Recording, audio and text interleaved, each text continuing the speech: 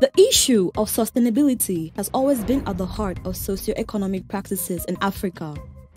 African societies have always been organized on the basis of the four components of sustainable development: environmental, economic, social, and cultural.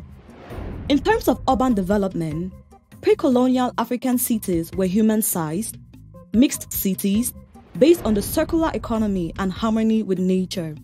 For example, the reuse of waste to compose agricultural spaces, organic farming, and all these many concepts of circular economy have always been part of the daily life of African societies.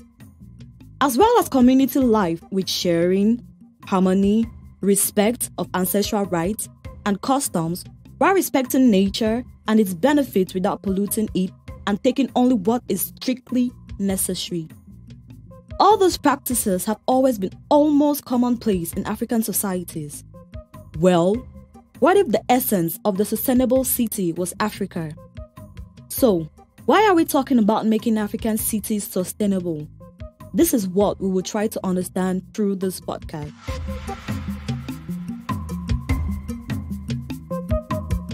A detour into the history of urban planning tells us that Africa is the cradle of the sustainable city.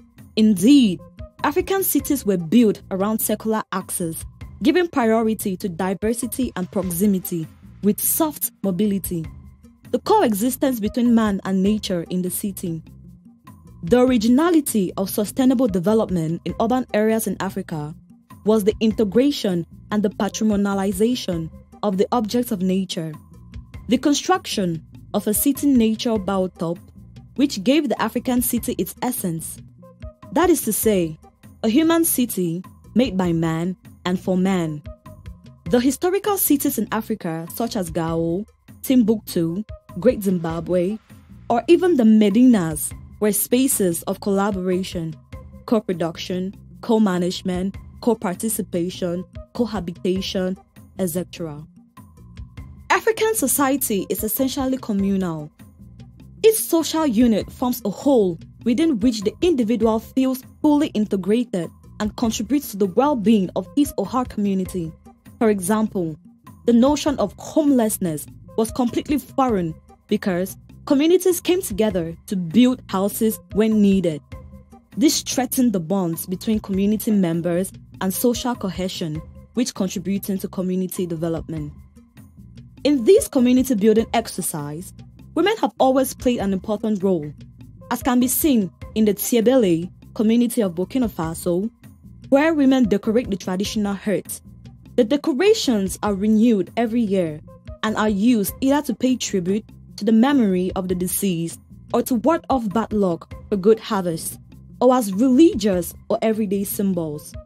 Among the pygmies in Central Africa, it is once again the women who are at the heart of the construction of the traditional hearths made entirely of local materials from the forest, such as tree branches, lianas, and leaves. Another example is in the area of education. In traditional African society, the child has always been considered a common good of the community. Thus, throughout this physical growth and this psychological and intellectual development, the child, then the adolescent, is followed by the whole community in a direct or indirect way, as Frederick Kyle states in his article, L'éducation en Afrique. In the north of Cameroon, in the city of Guidar, the organization model of the dwellings called Saré favors the creation of an internal ecosystem around a courtyard, embodying the notion of a place to live based on exchange, sharing of tools between neighbors, mixing, mutual aid, and the mutualization of caretaking governed by a community.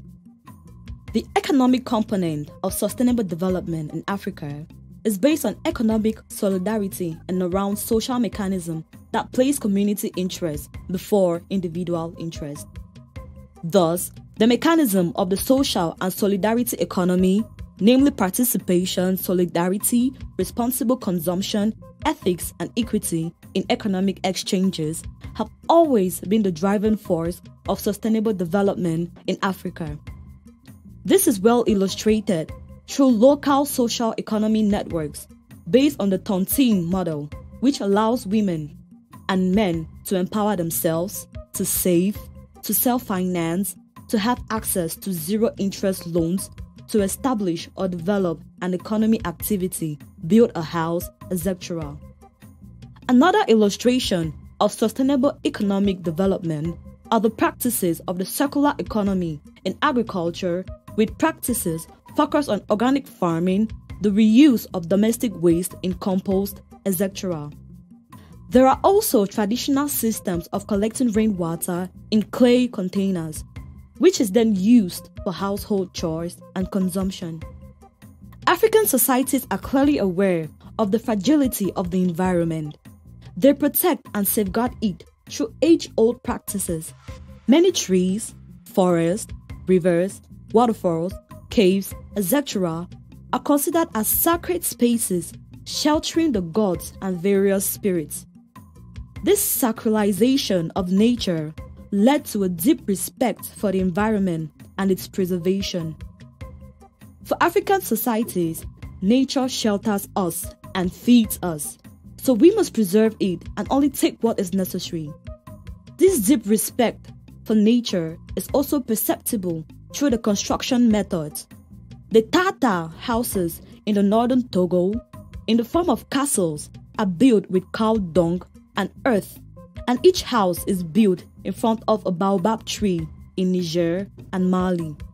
The Pissé ancestral construction technique based on earth is recognized for its ecological character and its resistance because it favors the regulation of the temperature.